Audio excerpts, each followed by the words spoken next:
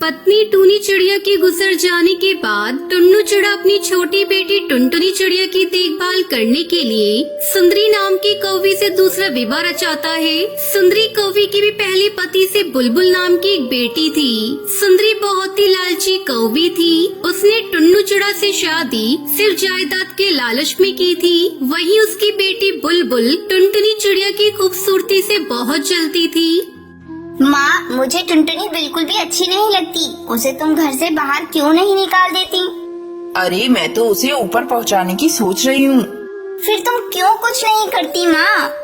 तब तक आप लोग हमारे इस वीडियो को लाइक और अगर आपने हमारे चैनल को सब्सक्राइब नहीं किया है तो जल्दी से सब्सक्राइब कर लें और कमेंट सेक्शन में जरूर बताएं कि आपको हमारी ये कहानी कैसी लगी।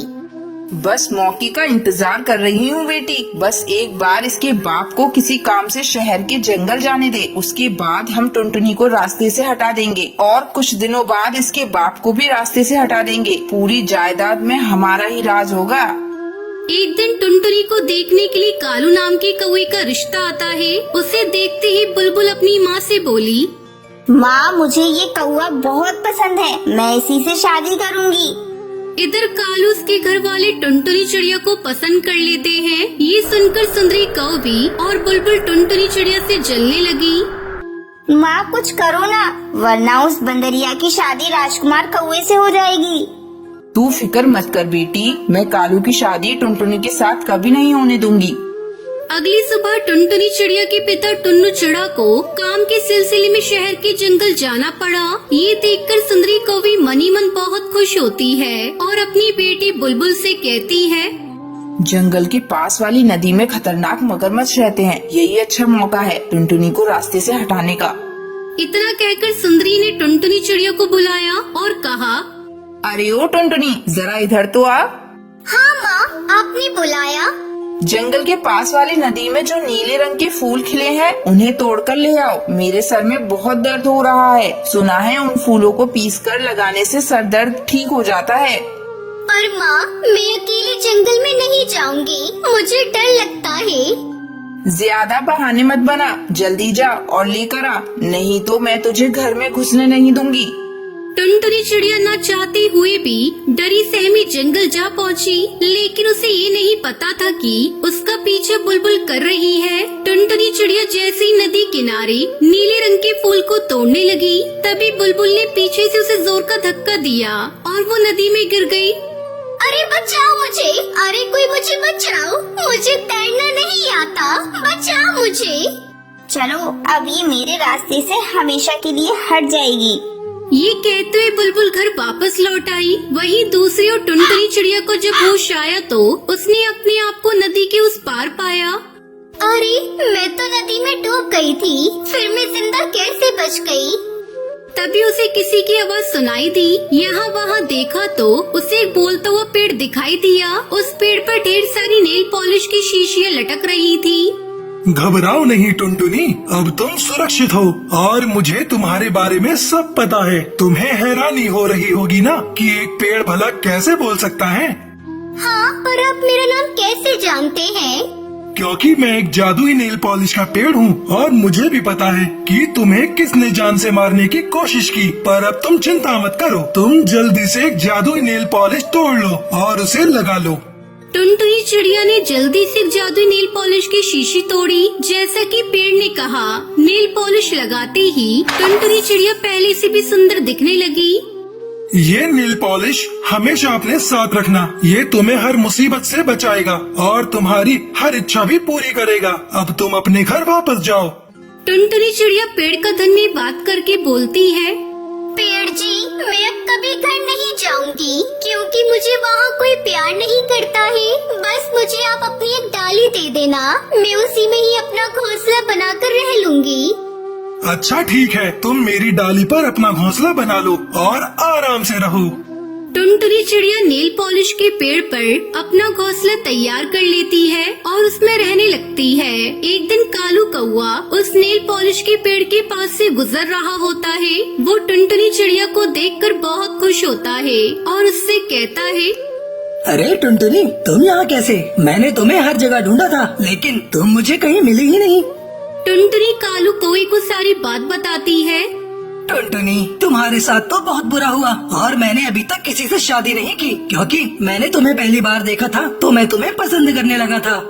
जादुई पेड़ उनकी सारी बातें सुन रहा होता है और उनसे कहता है, टुनटुनी चिड़िया, कालू कौवा सही बोल रहा है। अब तुम इससे शादी कर लो और खुशी खुशी अपना जीवन बिताओ। पेड़ की बातें सुनकर टुनटुनी चिड़िया कालू कौवे से शादी के लिए हाँ कर देती है और उसकी धूमधाम से शादी हो जाती है। फिर दोनों खुशी खुशी रहने लगते हैं।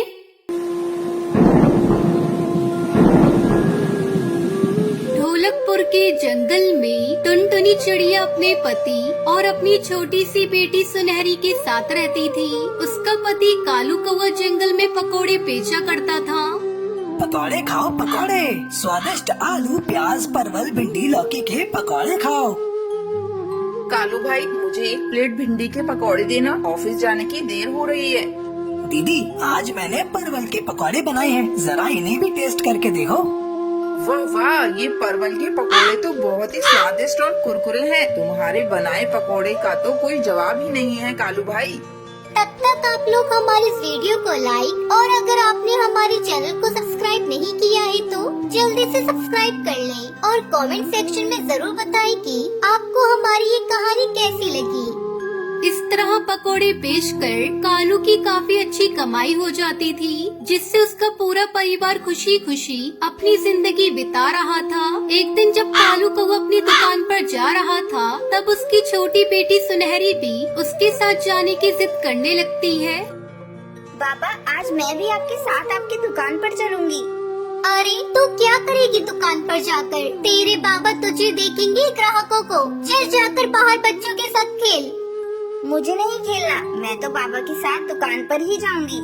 कोई बात नहीं टुनटुनी, मैं इसे लेकर दुकान पर जा रहा हूँ। थोड़ी देर बाद तुम आकर इसे घर ले जाना।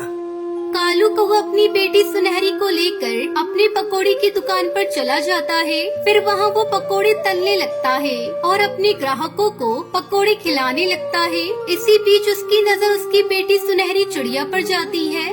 बेटा, तेल गर्म है, जल्दी हटो वहाँ से, कहीं ये तेल गिर न जाए।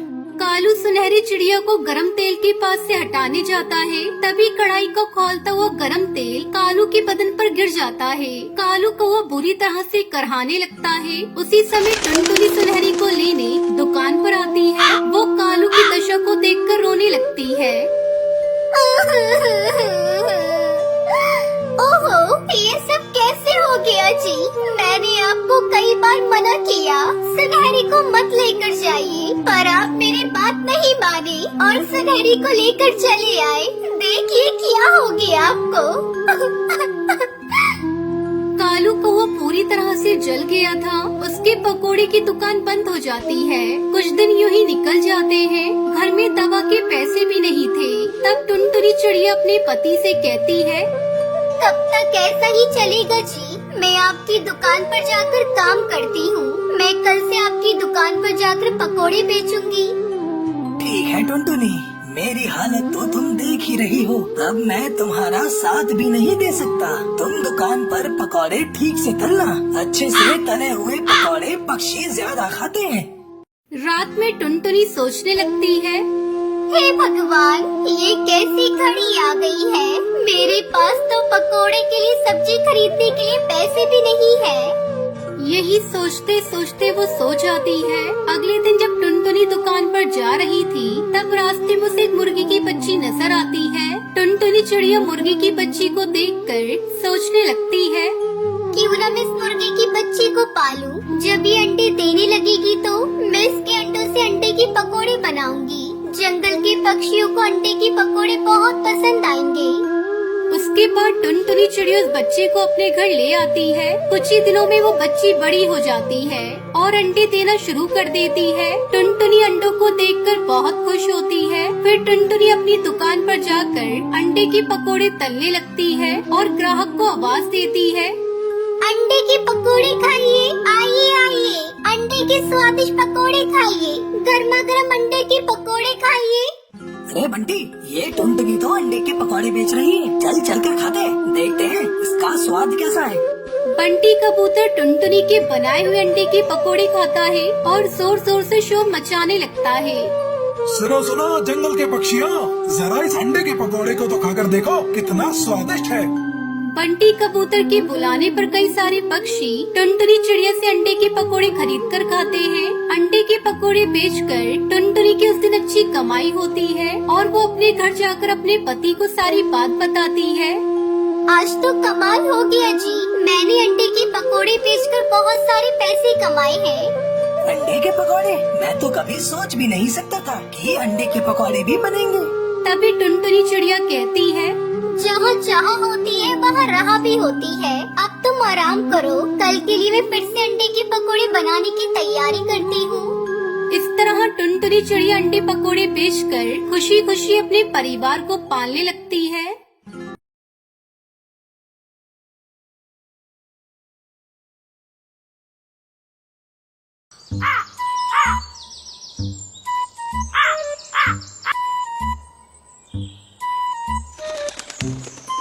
शिमला में टूनी चिड़िया अपनी बेटी टुनटुनी के साथ रहती थी। दोनों माँ बेटी अपने छोटे से आंगन में फूल उगाती और उन्हें शहर में बेचती थी। इससे जो आमदनी होती उससे वो अपने घर का खर्च चलाया करती थी। एक दिन सुबह सुबह टूनी चिड़िया के घर मुखिया कड़कनाथ आता है। टूनी, अरे ओ टूनी, 2 दिनों बाद मेरी बिटिया की सगाई है, जरा मेरे घर चमेली और गुलाब के फूल पहुंचा देना। ठीक है मुखिया जी, लेकिन आप पैसे एडवांस दे देते तो बहुत अच्छा होता। क्या कहा तूने? तू जानती नहीं मैं इस जंगल का मुखिया हूँ और मुखिया से तू पैसे मांग रही है? तेरी इतनी हिम्मत, अभी मैं तेरा हिसाब किताब देखने बैठ जाऊँ तो तेरा ये घर है ना, वो भी नहीं बचेगा। गलती हो गई मुखिया जी, मैं समय पर आपके घर फूल पहुंचा दूंगी। मुखिया के चले जाने के बाद टुनटुनी चिड़िया अपनी माँ से कहती है, ये क्या माँ, तुम उस मुखिया से डर गई। एक तो फूलों के पैसे नहीं देता, ऊपर से दोस्त जमाता है। जाने दे बेटी, कुछ मत बोल। तेरे पापा ने कुछ पैसे इससे उधार लिए थे। हमारे पास कभी इतने पैसे हुए ही नहीं कि हम मुखिया का कर्ज चुका सकें। इन अमीर पक्षियों के मुंह लगना ज्यादा ठीक नहीं है बेटा। सोच रही हूँ ये फूलों का धंधा ही बंद कर दूं। आप ऐसा क्यों कह रही हो माँ? अगर हम लोग फूल नहीं उगाएंगे और उसे नहीं बेचेंगे तो घर कैसे चलेगा? तो क्या करूं बेटा, मुझे कोई दूसरा उपाय भी नहीं सूझ रहा है। इन सब बातों को छोड़, चल अब चलकर फूलों को तोड़ते हैं और बाजार में बेचने चलते हैं। दोनों माँ बेटी फूलों को तोड़कर बाजार बेचने चली जाती है। इस तरह कुछ दिन गुजर जाते हैं। एक दिन जब टूनी चिड़िया फूल बेच रही थी तब सुंदरी कौवी आती है। क्यों टूनी बहन, तुम्हारा फूलों का धंधा कैसा चल रहा है? ये देखो, कुछ नए फूलों के बीज लेकर आई हूँ। इनकी खुशबू बहुत अच्छी है। एक बार अगर तुम इन बीजों को अपनी बगिया में लगा दोगी तो आमदनी दुगनी हो जाएगी। लेकिन ये बीज थोड़े महंगे हैं। नहीं सुंदरी कवि, मुझे ये फूलों के बीज नहीं चाहिए। अब मैं फूल उगाना नहीं चाहती। क्या तुम्हारे पास सब्जियों के भी बीज हैं? हाँ हाँ टुनटुनी बहन, मेरे पास सब्जियों के भी काफी बीज हैं। ये देखो, ये आलू के बीज हैं, ये काशीफल के बीज हैं और ये प्याज के बीज हैं। बोलो कौन से दे दूं? सुंदरी मौसी, आप हमें प्याज के बीज दे दीजिए। अब से हम लोग प्याज की खेती करेंगे। हाँ हाँ टुनटुनी, ये ले प्याज के बीज। ये नए किस्म के प्याज के बीज हैं। जल्द ही इसके पेड़ बड़े हो जाते हैं और तो और हर मौसम